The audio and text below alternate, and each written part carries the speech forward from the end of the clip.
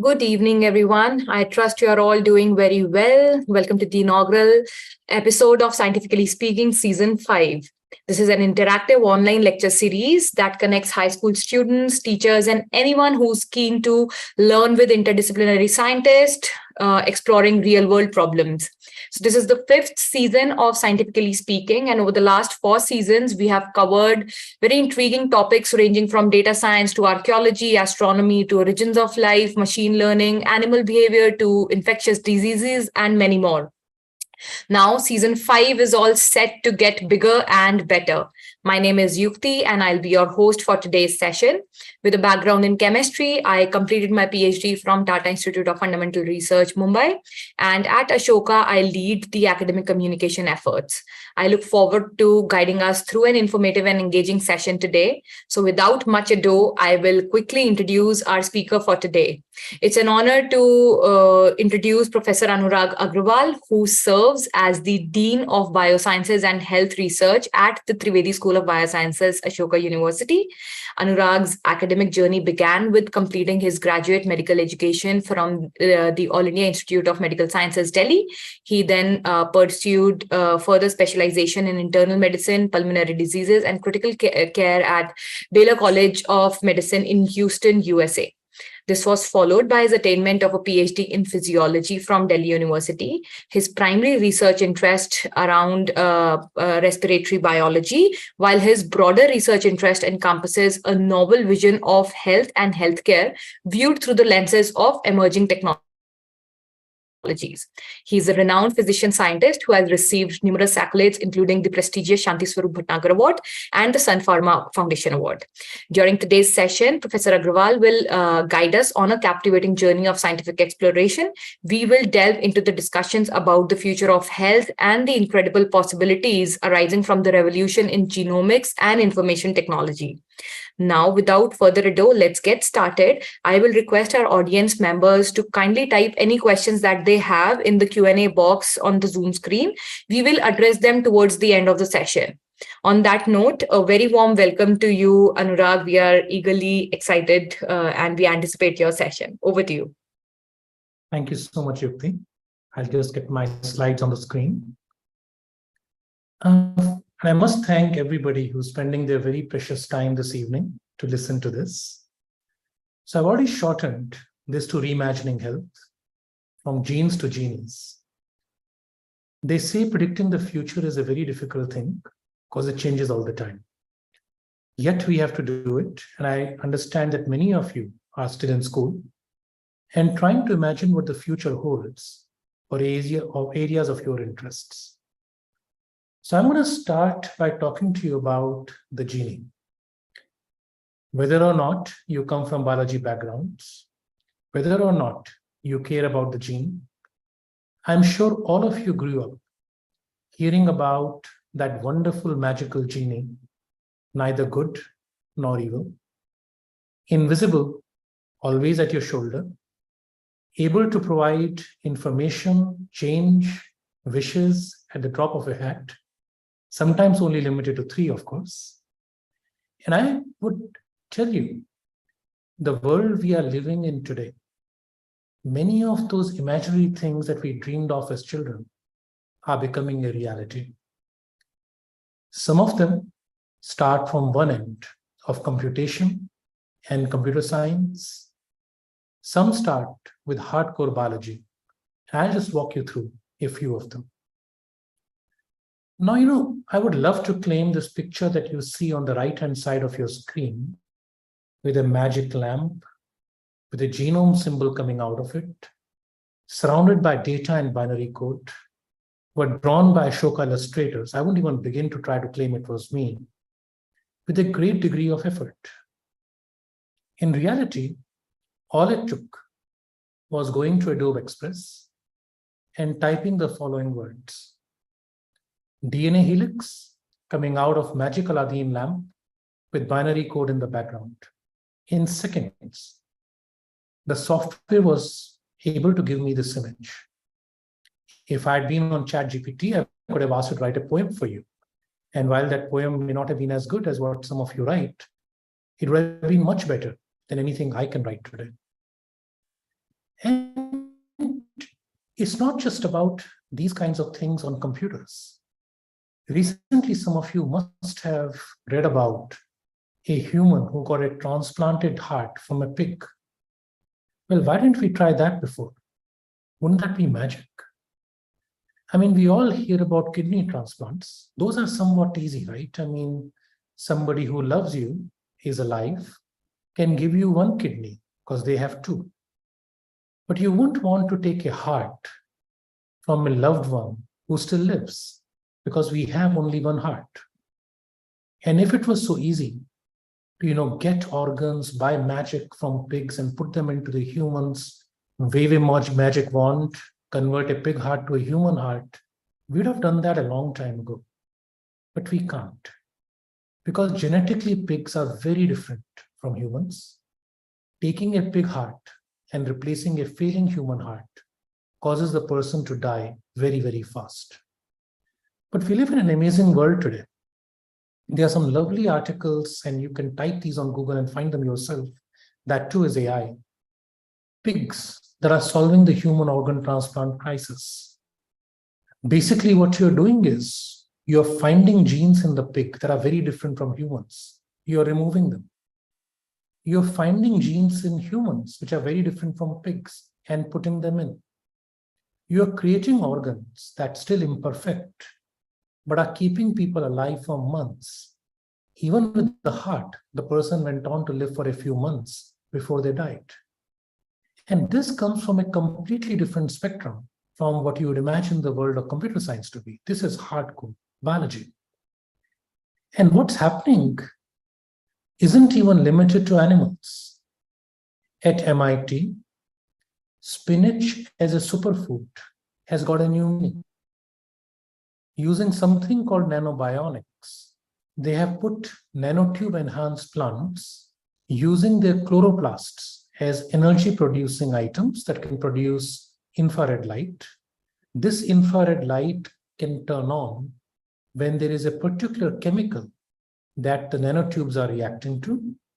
And you can do it for bombs today. You could do it for a human medical problem tomorrow. It's a combination of chemistry, biology, genetic engineering, electronics, AI, everything. This is the type of world we are living in today, where things that we used to see in Star Trek are somewhat becoming close to reality. And I would argue to you that there is a word that all of you hear all the time, digital health, that is far bigger than what these two words imply. We are seeing a revolution, not just in the digital and IT space, but also in the genomic space. When these revolutions converge, they completely will redefine health, healthcare, living, and society. This could become a fourth wave of human progress, which has been beautifully written up by Paul Sonnier as the fourth wave, digital health. This is what I will focus on for maybe the next 15-20 minutes or so, after which I'm happy to take questions on many of these ideas. Let's start with something, again, that was in the news. You've heard about this. You've heard about ChatGPT playing doctor. If you were to very cynically define a doctor as somebody who can clear an exam for doctors, after which you get a medical license, well, ChatGPT does quite well. Purely in the interest of science, absolutely not in the interests of anything else. When I had to do my continuing medical education where I have to answer questions, I resorted to ChatGPT 4. And while I may not be the greatest doctor, I don't practice very much anymore. GPT was doing about as well as I was on the questions. And these were tough questions. These were questions about patients and their problems and their symptoms and their lab values. And AI is very comfortably within the passing range. In fact, the latest versions of GPT are doing better than humans. In fact, it's not just GPT. If you were to look at what Google is doing with MedPalm 2, it is superior to humans. You can even measure satisfaction of those answers and relevance of those answers. as judged by professionals, and is outperforming human doctors. I'm not saying it's perfect. Sometimes it fails spectacularly, and it fails in ways no human person would ever fail, and which is why it's not yet ready to do much more than be an assistant, kind of the genie in your lamp, but still, that's great progress. A very important experiment was done with GPT-3 by Rob Morris. This was on Twitter. What he did, he asked for mental health support to be given via GPT-3 under supervision, but people weren't interfering with the answers. And what happened is that messages composed by AI turned out to be much faster and better received by the clients. Now, this is amazing. Actually, on scoring of empathy, and this was later published in a different context, on scoring of empathy, computers were rated higher than human responders. And of course, as soon as humans knew that a computer was answering their mental health queries, their satisfaction dropped drastically. So it's not perfect. If a human being is told that no human was on the other end of an answer that says, I understand you, I understand your emotions, I understand your problems, I empathize with you, it makes no sense to them if these answers are coming from a computer. But yet, if you were to simply be dispassionate and look at the quality of advice, look at satisfaction, they do quite well. Let's go back a little bit in history to understand what is happening today. Some of you would have heard about the game Jeopardy. Now, in the game of Jeopardy, they ask questions like the one I put above. The name of this hat is elementary, my dear contestant. Now, different people would have different difficulties in answering this question. Speaking for myself and probably the vast majority of you, we would instantly recognize that elementary, my dear, is a phrase that takes us to Sherlock Holmes. And from that, we would immediately try to search our mind for the name of the hat Sherlock Holmes wore. Those of us who are either great fans or those with great memory would be able to say that's the deerstalker. For a computer, the problem is not in remembering the name of the hat that Sherlock Holmes had. That's easy. The difficulty is, given this question, to figure out what is the meaning of this question. So for computers and for humans, challenges are extremely different. So when IBM, through its Watson program, decided to break down this problem, what they did is they provided a path to winning. That path to winning had large and relevant source data. It in fact used what is called deep learning at multiple levels to break down the question into multiple possible questions. So tremendous flexibility in interpreting the question. You ask Watson one question, it'll break it down into 5-6 different possible questions, each with a confidence score. Each question would then have an answer, and that answer would have a confidence for the question.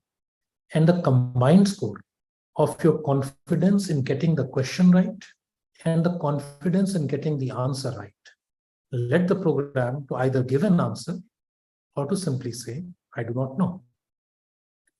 So what happened when IBM Watson played against two of the most winning ever players in the history of the game of Jeopardy? This is what happened. It beat them with an earned reward of $77,000 versus $24,000 and $21,000. That's not a small victory. That's a hammering. And you can see, perhaps, on the left-hand side, one of the people who won is writing below his answer, I for one, welcome our new computer overlords. Yet, there has been much water under the bridge from the time IBM Watson won the game of Jeopardy. Many attempts have been made in the world of medicine. In fact, IBM started IBM Watson for oncology, but not much has changed. I can tell you in basic care, we are still treating a patient more or less very similarly to the way we used to treat them at the time all this started. And we'll discuss that in a short while. But to understand that, let's go a bit deeper. Let's go before IBM Jeopardy. Let's look at this cover page from the Newsweek, talking about the brain's last stand. Those of you who love chess will certainly recognize this is a young Garry Kasparov. This is about the rematch with Deep Blue 2. It's not Deep Blue 1. Kasparov won that. Deep Blue 2 was tweaked to do one thing well. That was to play chess. And not just to play chess, to play Garry Kasparov. If you read Kasparov's book, Deep Thinking, which I really recommend to all of you, you will realize he cribs a lot about the fact that this was not fair.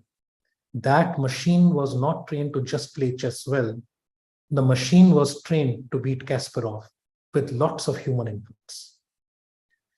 But that machine could not have done anything other than play chess. In contrast, when Demis Hassabis opened the company DeepMind, it could do anything. It could play video games. It could play chess. It even could play the game Go. In chess, if you were to ask a grandmaster to explain a move, they will give you the entire strategic reason behind that move. We understand why we play the way we do. In the game of Go, which is the Oriental equivalent of chess, you have to surround these gitis, let's call them in Hindi. And these are very tough to do. A true great player may not always be able to explain why they do what they do. They can simply say it felt right. AlphaGo was DeepMind's version that learned how to play this game. In a very famous game against the world's number 2 player, the world's number 1 refused to play, the computer made a move that all the human commentators commented as a bad move. In the end, when the computer won, that was a crucial move.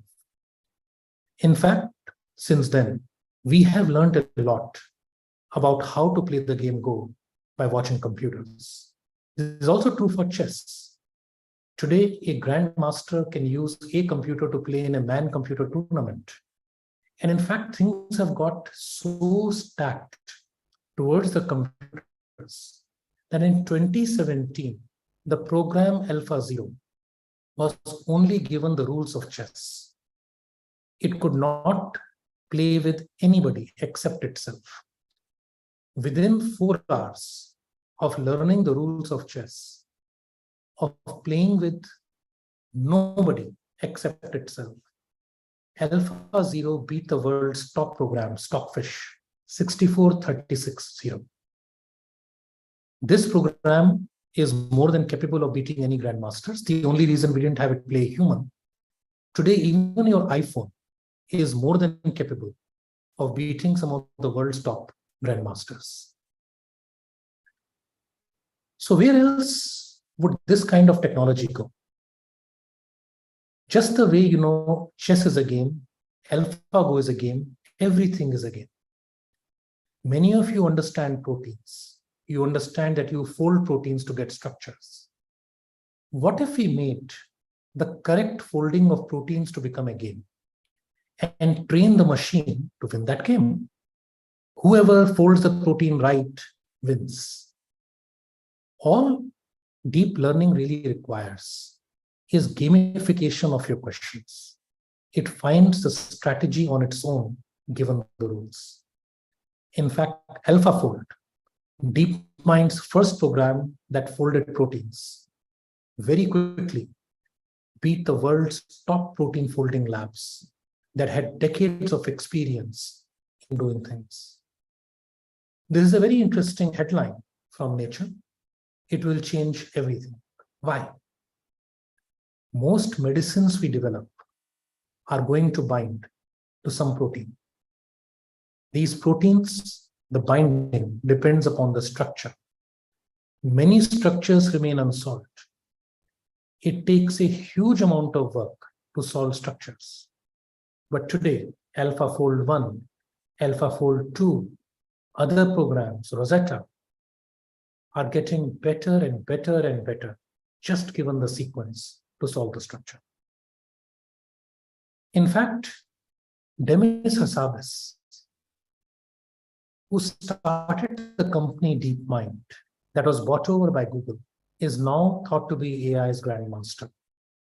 Isomorphic Labs is a new spin-out from Alphabet, the parent of Google, that is bringing in a new generation of artificial intelligence technology for healthcare. In fact, it is thought that a completely new vision of health will come out of these efforts. And I will give you only one interesting example before I move on to other things. The earlier company was called Verily. Verily means truly. So the results of Verily, when looking at pictures of retina, the part of your eye which senses light, were truly eye-opening. From a picture of your retina, not only could it diagnose diabetic retinopathy, that's what I was trained to do. It could tell you the age of the person. It could tell you the gender of the person. It could tell you whether the person was likely to be a smoker. It could estimate the blood pressure of the person. It could even predict the cardiovascular risk of the person. All this from a snapshot of the back of your eye. And again, these things have been difficult getting into practice because it worked very well on the data set on which it was trained. But when you completely change circumstances, data, quality of pictures, unlike the human mind, the AI is not robust. Not yet. Not at least yet. So what is remaining? What are we imagining this will do in the world of health? Let's talk about big biomedicine. In big biomedicine, we are imagining an entire flow of information from genes to proteins to cell networks to tissue networks to even hospital networks. It is a confluence of massive data, AI, and high-quality biological research. It requires biologists to make atlas of cells. It requires doctors to work on disease alliance. It requires genomics people to work on genome initiatives around the world, not just for white nations. It's an attempt to try to understand health from the bottom up. It has the vision of trying to understand the blueprint of life and then figure out the bricks from the blueprint. It's a tall order. And we have made good amount of progress in many of the critical elements. Sequencing has become routine. Multiple people now do NGS. Back in the Human Genome Project, one genome out was worth billions. Today, you can get a whole genome for about 25,000 rupees. You can already start editing errors that you find. In sickle cell disease, people have been completely cured. You can even create editing-based applications where there is no mutation. It is just a natural thing. It is inferior to something else that you want. And I'll talk a little bit more about that. And you can even create fully synthetic genomes. There has been an E. coli and other bugs in which the entire genome has been made minimally and synthetically. There is a beautiful paper in which they took a minimal synthetic genome, introduced it, allowed the organism to grow, and starting from the synthetic genome, it mutated and created brand new life. I'm going to start winding up this part by speaking about where we are going with this. On the left are two names that probably every one of you has heard before, Charpentier and Doudna. They discovered CRISPR and they got the Nobel Prize for the development of a method for genome editing. On the right is a less commonly known person, but equally important, Helen Hobbs. She discovered a gene that gives you low cholesterol. She found it by looking for Black people living in Texas with low cholesterol. If you understand what it means to be Black and living in Texas and the type of diet that you typically have in the communities, you would understand why finding low LDL would be unusual. What she did is she found a natural mutation that gave you low levels of cholesterol. And this mutation led to the gene not working well. That's pretty good for drug discovery. We can't make things work better, but we can prevent things from working. Destroying things is easy. Making things better is hard, same as in life. So today in monkeys, we can give a gene editing of PCSK9 in livers. And for years, those monkeys will have low cholesterol, no matter how much fat you feed them, and they won't get atherosclerosis. In humans, people who cannot take statins are now benefiting from anti-PCSK9 therapies. One of the fastest translations that I have seen, and it's a huge effort. I mean, finding those genes is non-trivial. Without high-end computation, without data science, in fact, without AI, you need AI even to assemble a genome. These things could not have occurred. These are the genies that are helping our doctors, our researchers. Now let's talk in the other direction. Last time I spoke about going from the blueprint to the bricks. Now let's talk about P6 medicine that goes in the other direction. It starts with humans, their health and their problems, and goes backward to find out what causes it. And even if it doesn't find out what causes it, it figures out how we can predict things.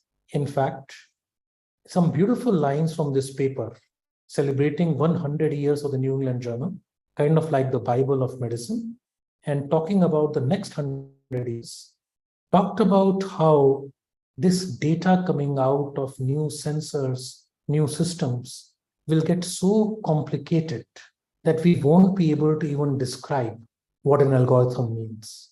And yet we will use it if it works. Interesting times. We will have very soon the idea of twins. This is a mock-up of the Apollo 13. You all know what happened. A blown oxygen cylinder, 200,000 miles away, gave you a failing satellite. You cannot see what's happening. You only have all the alarms going off, but you can simulate using that physical mock-up that is there in Houston. That's where we get Houston, we have a problem. And you simulate it and you simulate it till you got it right. Today, we live in a world where a Porsche state-of-art Taycan comes with a digital twin of its suspension. If you are owning a crores worth of a Porsche car, you don't want to send for servicing, just based on amount of time. Maybe your style of driving, maybe the number of potholes it has gone over, all should tell you when it should go for servicing. Same is true for jet engines and aircrafts.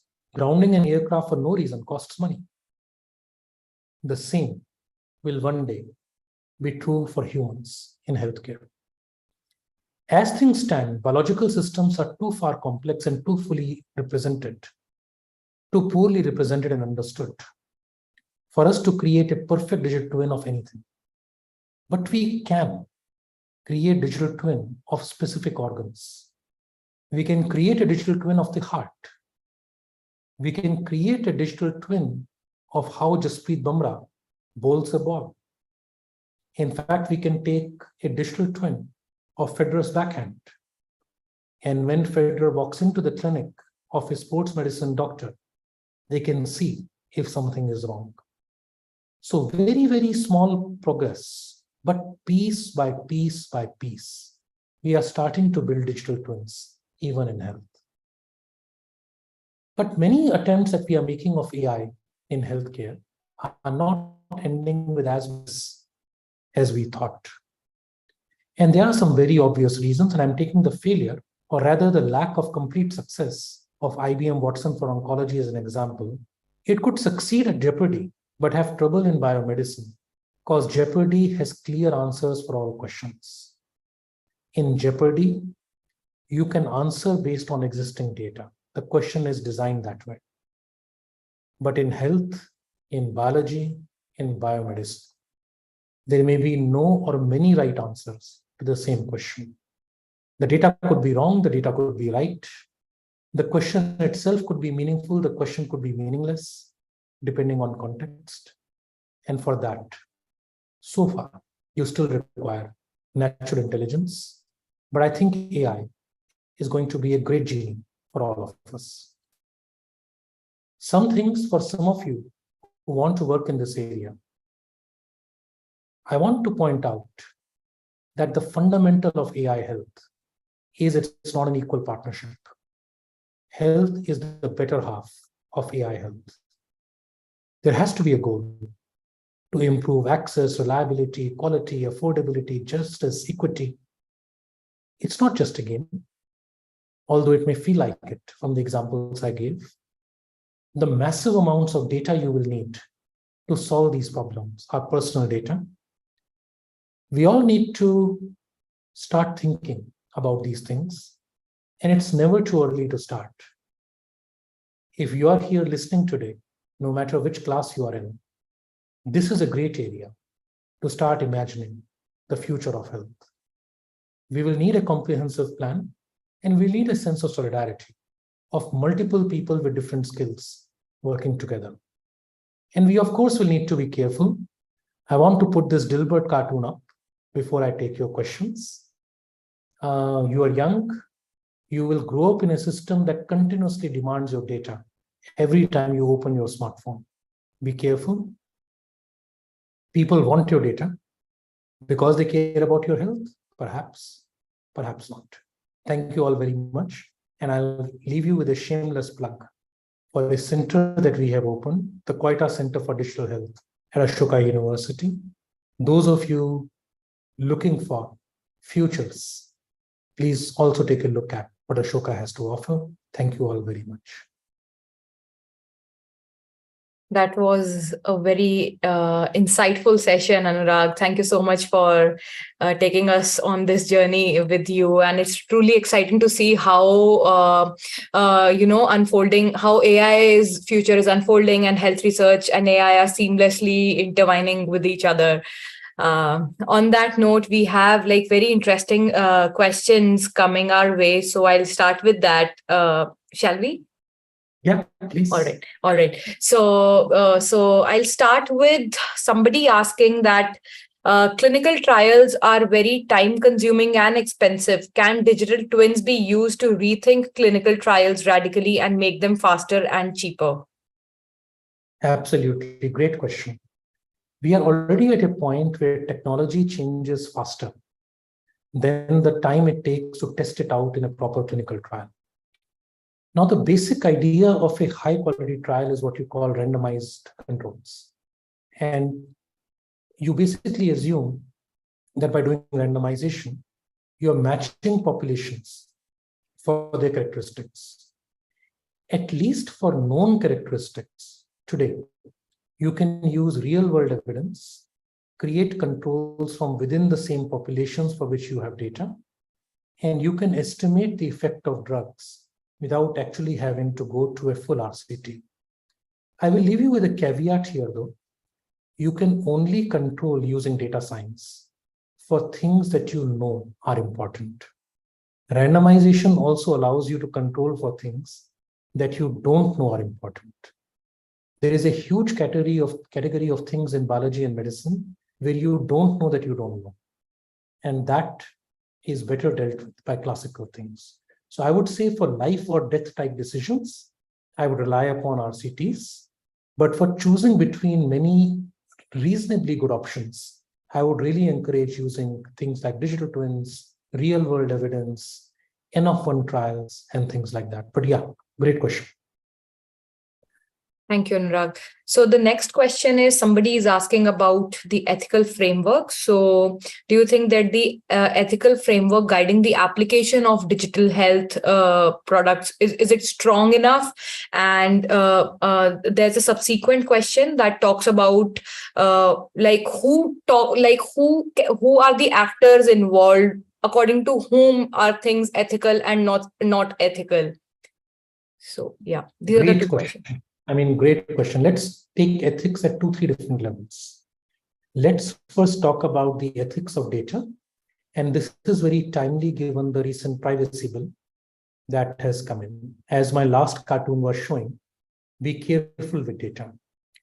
We talk about anonymizing data, de-identifying data.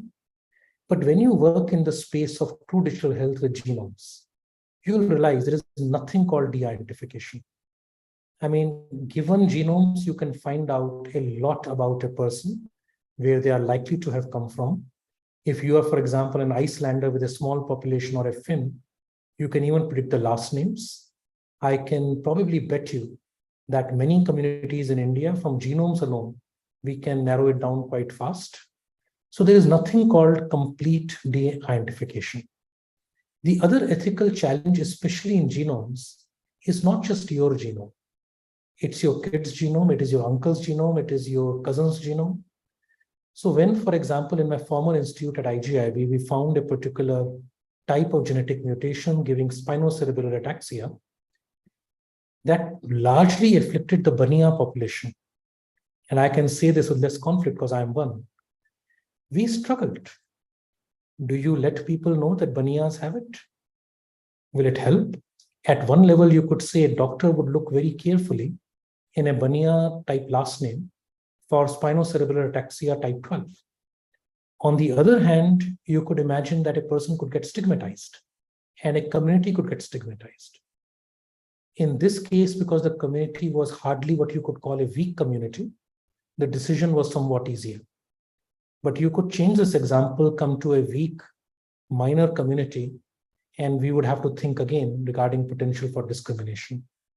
And I know I'm giving you a long answer on this one, but these are important. The other part is the ethics of the country.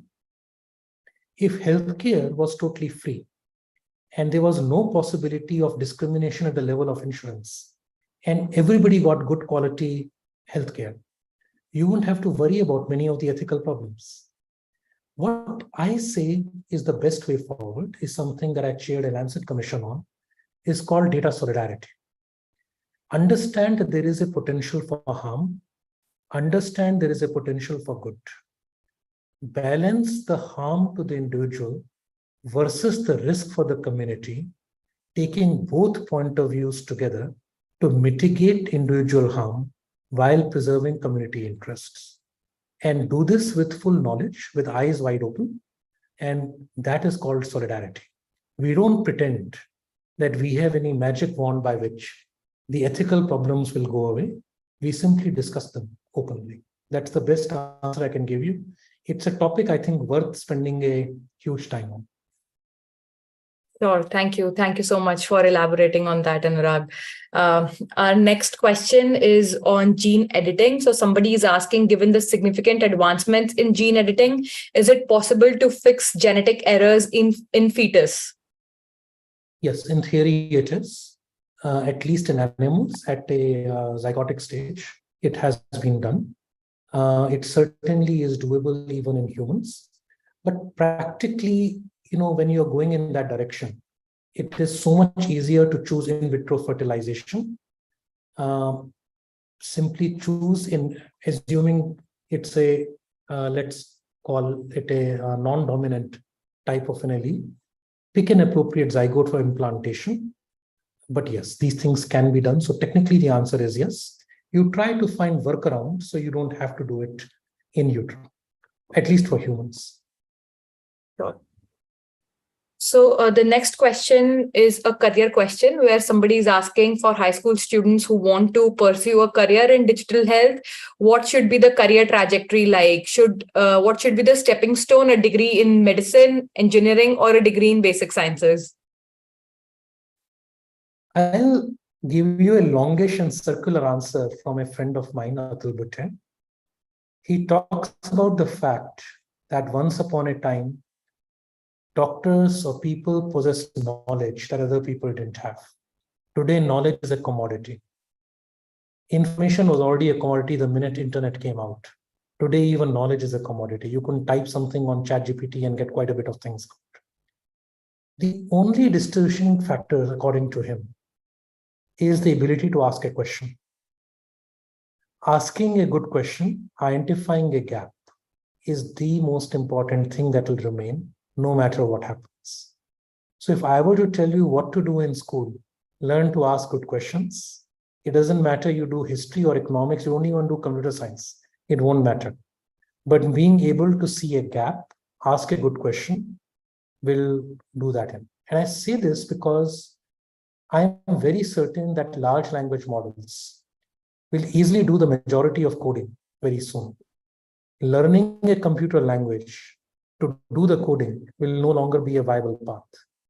Learning a computer language to understand the logics given, or to understand what AI can or cannot do, to understand what an LLM is still a good path. But the best path for digital health is be interested in multiple aspects of health. And remember that health is not just biology. Health is actually a combination of biological sciences, application medical sciences, social sciences, anthropology, economics, all coming together. You want to make a difference in digital health, you can come from any of those directions. And actually, let me again say something about Ashoka. The way we structure our admission system, anybody can do anything, irrespective of what they did in class 12 after coming in. And we truly believe that's the way forward. Since you are talking about Ashoka, Anurag, somebody is asking what kind of research is going on at the Quetta Center. So if you could elaborate on a few of the projects. So the Quetta Center is very young. Some of the problems we are taking up are of the type I described, of using large language models along with chatbots to answer questions, to illustrate a type of problem we are working on. In my experience, if you were to ask most people, they don't know what drugs they are on and for what reason.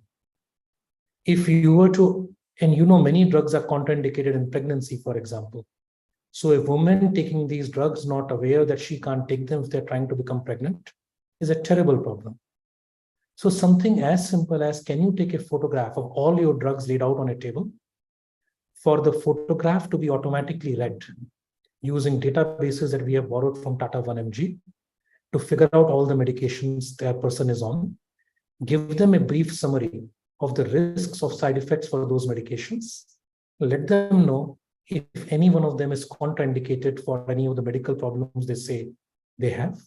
Something as simple as that at one end. On the other end, we are trying to work on ethical issues. For example, a young girl is born with a BRCA mutation.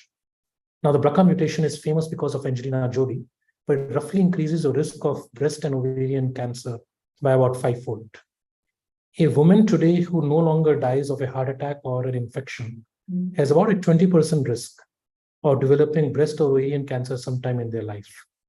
If they have a BRCA mutation, they will pretty much get it. But what are you going to do? Are you going to tell the little baby? Of course not. Will you tell the parents and be happy you have done your job? Of course not. There's nothing to do. It's a little girl. Will you tell the doctor and think your job is done? No. The doctor could be dead or gone or stop practice by the time the girl is grown up. You're going to have to imagine a new digital health ecosystem, which is a digital twin-based ecosystem, where data is continuously acted on by algorithms and actionable information comes into the physical world when required. And people need to be able to consent, make choices. So we are developing the type of partnerships to create this type of an imaginative ecosystem to imagine the health of the future. Just two examples at two different extremes, one very pragmatic and practical, one very much hypothetical, but requires thinking from multiple people. Sure. Thank you. Thank you, Anurag. So our next question is evidence-based medicine or healthcare still relevant? Or what is the next upcoming paradigm development in health or medicine like EBM was 40 years ago? Great question. I think in a very specific context of a type of EBM with a tiered pyramidal structures with RCTs at the top and only RCT evidence being used. And I think you're talking about the problem that Ioannidis pointed out, why most published research is false, despite all the RCTs and everything. So yes, I think we are moving to a new age of generating evidence. I think we will very much still be evidence-based medicine because there is nothing more to what you call modern versus traditional medicine, other than the fact that modern medicine is supposed to base itself on evidence. But we will start gathering more and more evidence from real-world care and less from RCTs. Will it entirely be a good thing? I'm not sure. I think we will lose something in the process, but yes, we will also gain something in the process. But yes, only the modern ways of generating evidence are capable of keeping up with the pace at which things are changing. But I still think for critical questions with major implications, we will continue to see well-done classical EBM very much survive. All right. But nice question. Sure. So we move on to our next question, which is how can we instill confidence in computers' responses when AI is being used to assist people with mental health? Again, great question in the context of hallucinations. So what all of you who have played with ChatGPT would have realized by now, it can completely make up things. This is a fundamental problem of all generative AIs, because they're pretty much generating words in a structure, not really with a knowledge. Next round, what you will start seeing is something called foundational AI, in which a knowledge foundation is used to provide the answers. That will be better. Even that will not be perfect, but it will be better.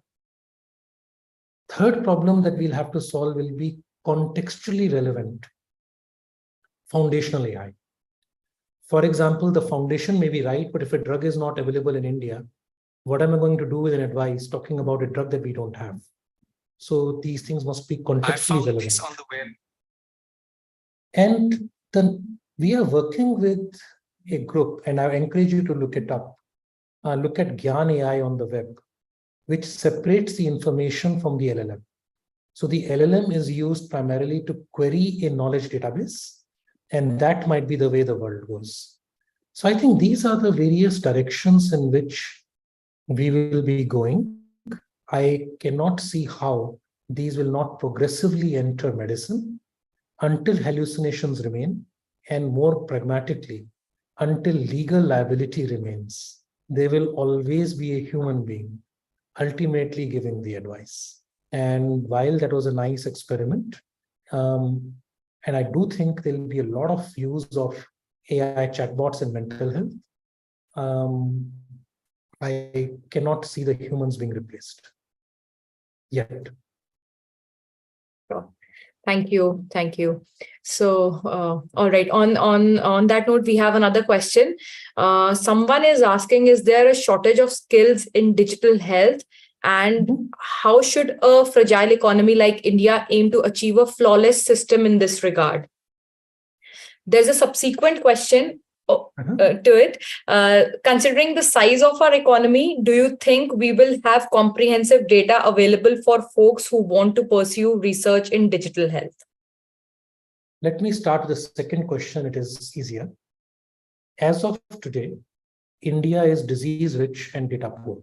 Let me be very upfront on that. Everybody actually knows it. We have lots of data being generated every day. Much of it gets lost and is not captured in a way which is meaningfully usable. But things are getting better, at least with corporate hospitals almost all getting digitized.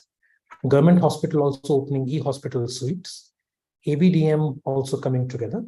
And then we have this nice foundation of UPI as well as Aadhaar that gives us digital foundations to tie things together in the end.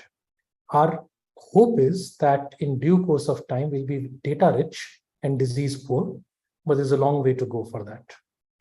Now, coming back to the first question, it had two parts.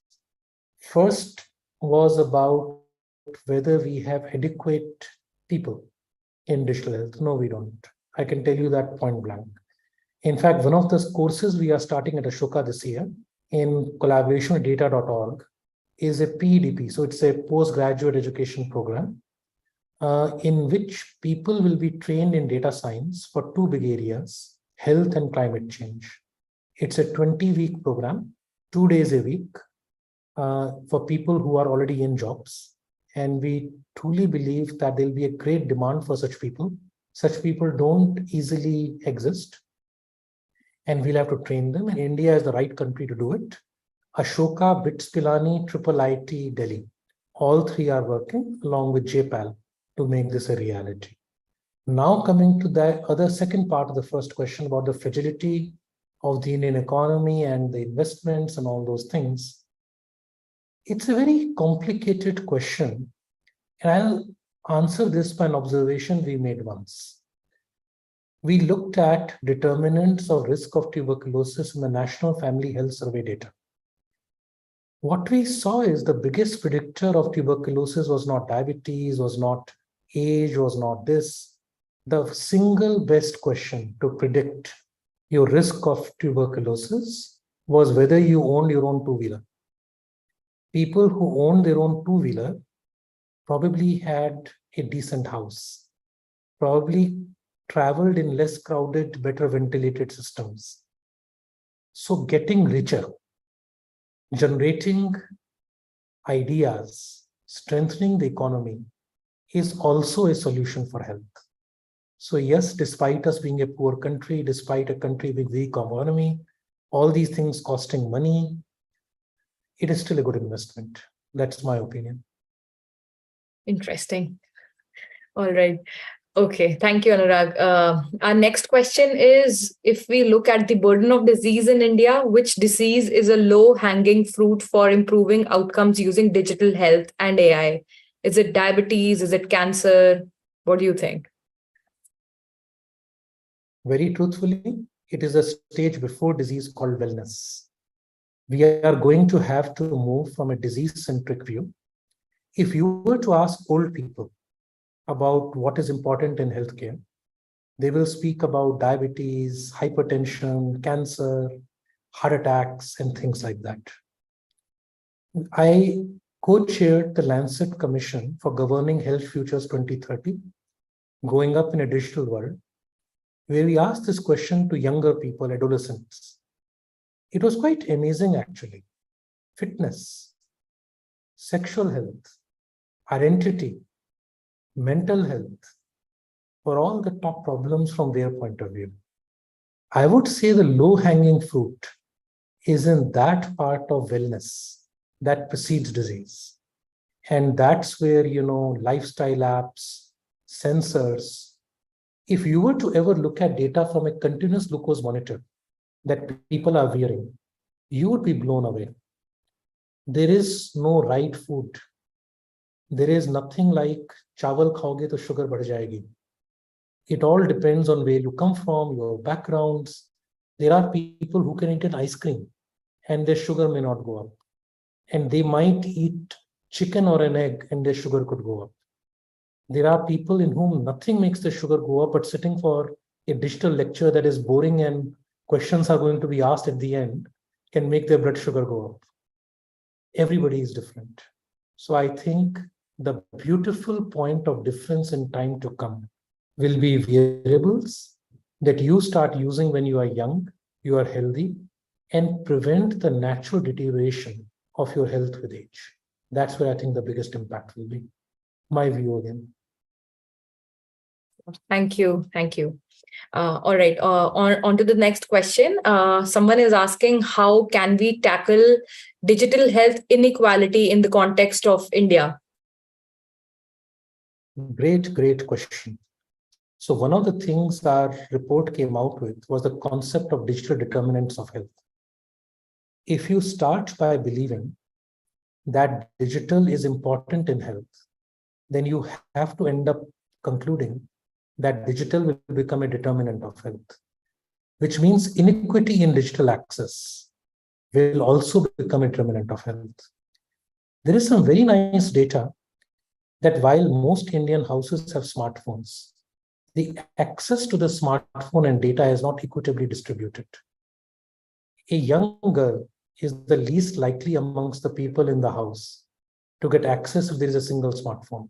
In fact, women in general will get less, younger people will get even less. Perhaps things might change somewhere with some gender biases. Then cost of data, India has done wonderfully with. We have some of the best, cheapest data access abilities in the world. In terms of a digital ecosystem, I think we are seeing digital transformation in every sphere.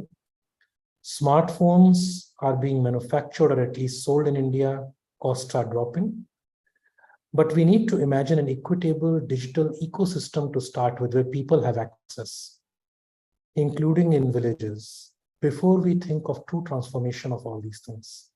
One thing actually I think India has done very well is we have been very pragmatic in knowing that investments will not come into digital health directly. They will come into the digital economy. So our creating the UPI first, Aadhaar first, has ensured that the private sector is investing massively into the digital infrastructure. This money will become the foundation for digital health.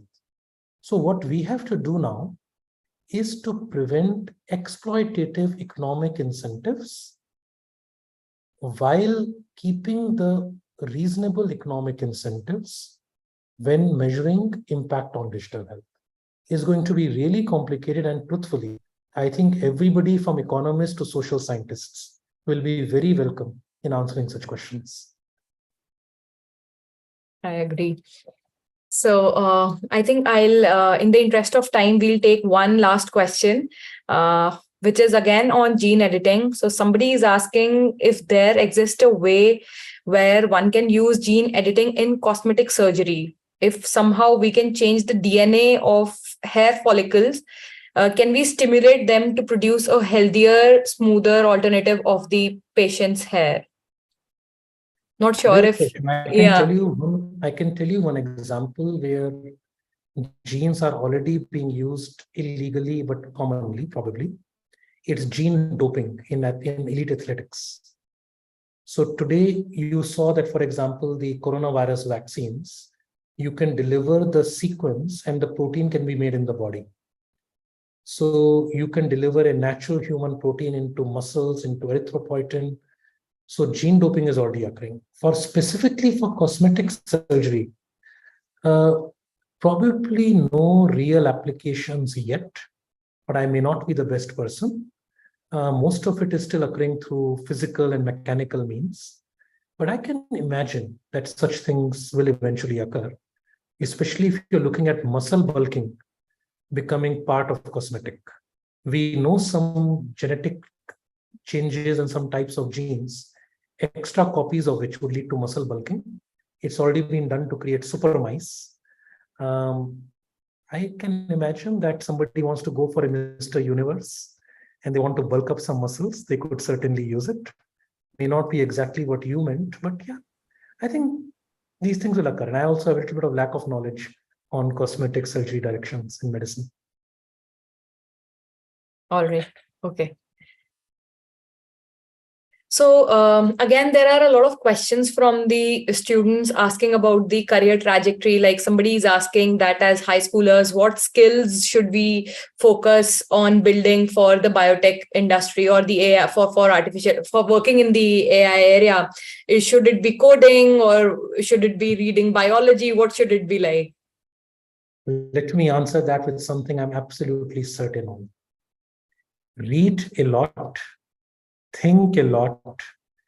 Remember, all questions worth answering never have answers that come from a single subject. So just keep your curiosity alive and really emphasize on learning and finding interest in things. If you are genuinely curious, genuinely interested, I think the world is completely changing. Learn to ask that question, the example that I was giving you. All right. We do have a lot more questions coming in, Anurag. If I may ask one last question, and then maybe we can end. So someone is asking, do intangible tools such as AlphaFold seen as our competition or a parallel metaphysical tool that aids in the human journey towards knowledge? That's easy. Parallel metaphysical tool. I am quite certain on that one. I still see human-centric work. So it is not that, so my wife is a radiologist and she has a slide. AI will not replace radiologists. Radiologists who use AI will replace radiologists who do not use AI. So in that sense, protein structure specialists who use AlphaFold will replace the ones who don't, but you will still require a person to ask the right question, which thing to go after, interpret the best option out of many possible options thrown out by the AI. So humans aren't going anywhere. AI will remain our tool. And in terms of true understanding, current AI, no matter how smart it seems, is probably no smarter than a mouse. Thank you so much for highlighting that towards the end. It's very important. So thank you so much for an insightful and a very informative session, Professor Agrawal. Thank you so much for joining us today. I have a few announcements to be made. If you want to log out, please feel free to do that. All right. Thank you. Sure. Bye. Thank you so much. All right, bye. So before we wrap up the session, we would really appreciate all of you if you could please take a minute to share your valuable feedback with us. The link to the feedback form is now provided in the chat box. Please note that the recording of this session will be available on Ashoka's YouTube channel. So you can share it with your friends, family, and anyone who you would want to share. The next episode of Scientifically Speaking Season 5 is scheduled on 12th of September at 6 p.m. Indian Standard Time. The session will be delivered by Professor Bikram Phukun. He is the Dean of Academic Affairs and also a Professor of Physics at Ashoka University. The title of his talk is really intriguing. As you could see on your screen, it's on stepping back and learning from mistakes. So this will be a talk on physics. Please note that Ashoka University also offers Young Scholars Program. This is a residential on-campus summer program for grader 9 to 12. So we offer two programs specifically for the sciences. One is YSP Advanced for Sciences and another is YSP Advanced for Computer Sciences. The application for the same will open on 1st of December 2023. I would also like to inform our audience that registrations for the undergraduate program starting next year, which is August 2024, are now open. I would encourage students to register soon and have access to the personalized mentorship with our academic counselors, interact with Ashoka students to learn more about the campus and receive guidance on Ashoka's holistic admission process. For any other information that you would want, you can write to us at ugapply@ashoka.edu.in. And this brings us to the end of this session. Please do take care of yourself and stay safe. Please take a couple of minutes to fill in the feedback form as it will help us improve our further episodes. Thank you so much. Bye.